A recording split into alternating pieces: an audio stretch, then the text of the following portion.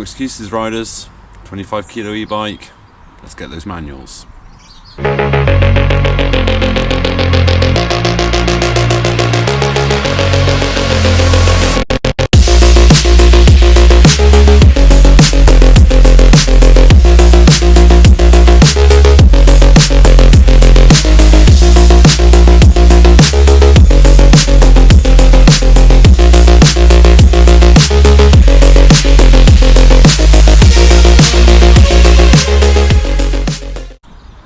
Welcome to the channel, riders. Thanks for watching.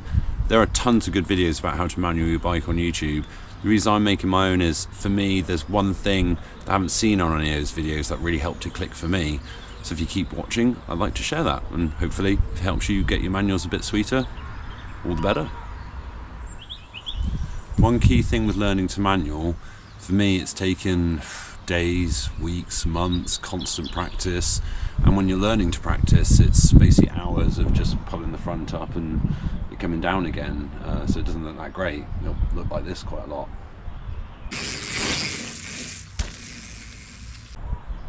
And that's the point. Get used to that, because that's the practice. It's hard, but that's what makes it so rewarding. So you've got to persevere, and it's not going to be half an hour practicing in a car park.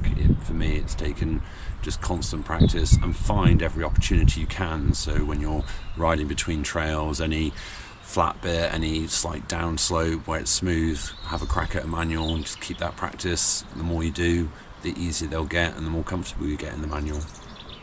The great thing about the manual is it's the same technique, whether it's a BMX, a dirt jump bike, full suspension mountain bike.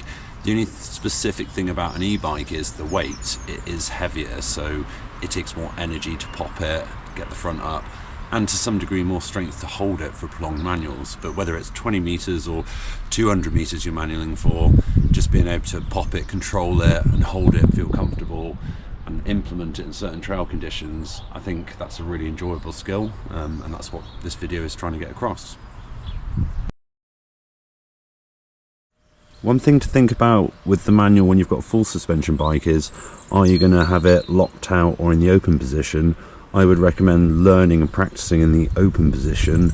For me, it seems to be a bit easier because it seems to kind of sit and sag a bit, but also if you're riding trails and you want to bust out manuals, the open position is how you'll be riding the trails rather than locked out, so you're already kind of comfortable and used to it in that situation. So that's my first tip, if you have a full suspension. If you have a hardtail, completely ignore this, you don't care. I know what you're thinking, riders.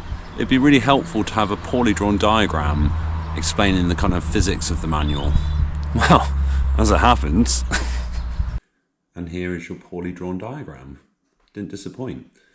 Stoked about the helmet though, smash that. Anyway, point with this diagram is, when you're getting that front wheel up, you've got a margin, like an arc of where the balance point is, and it's okay for it to kind of be a bit up and down as long as you keep within that arc of the balance point.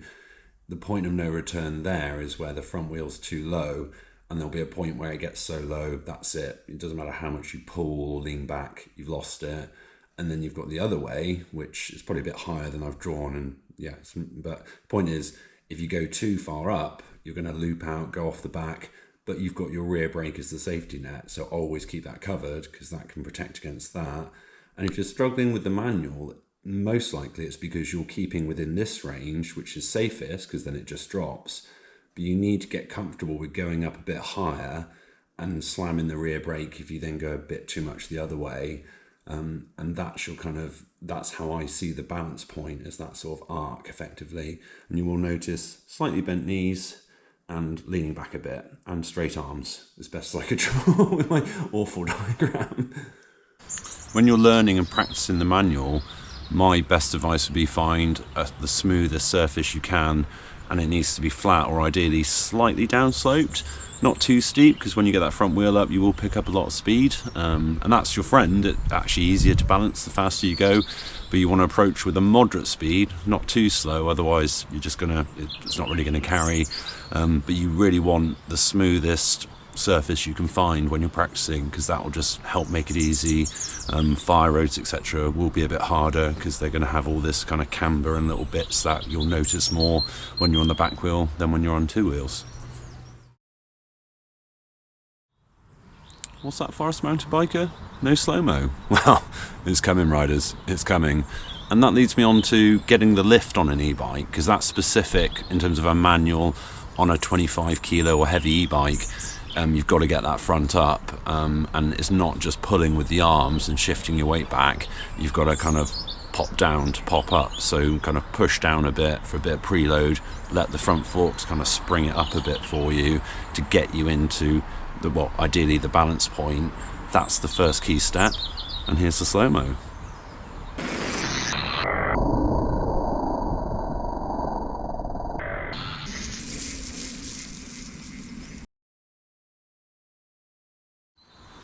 So you've got your pop and lift to get the front wheel into position, and even if you feel that balance point for a second or two, that's it.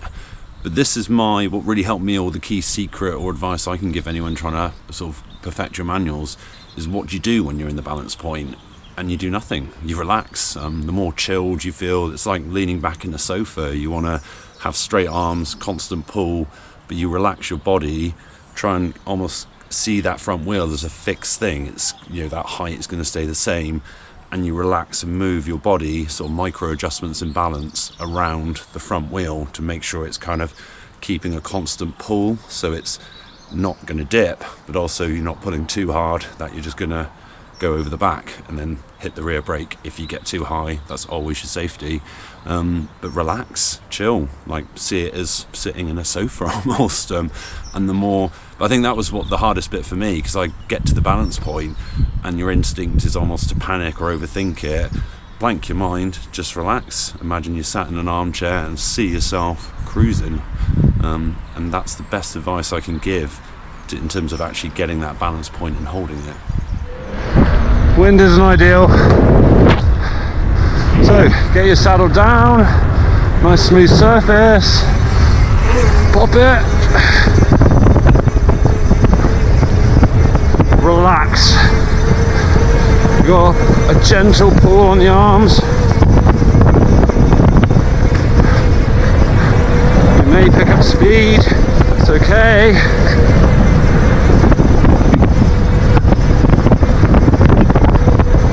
Cruising.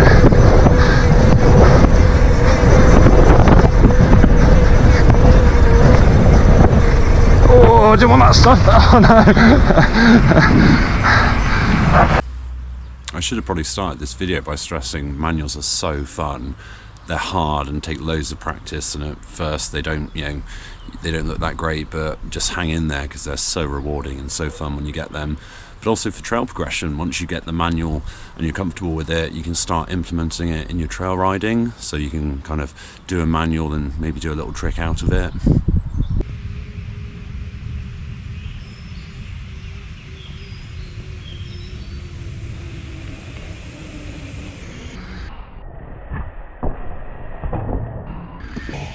You can also manual along and then pop into things, which feels really satisfying.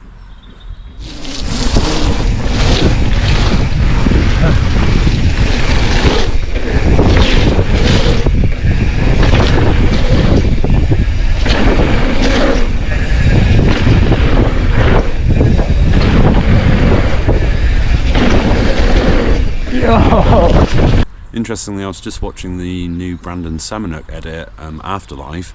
That's got world's first mountain bike tricks in there, but there's still a mani tap. If you watch closely, just before the monster curve wall ride to tail whip, he slips in a little mani tap, Semenuk style. Just saying, the goat knows, love a mani tap.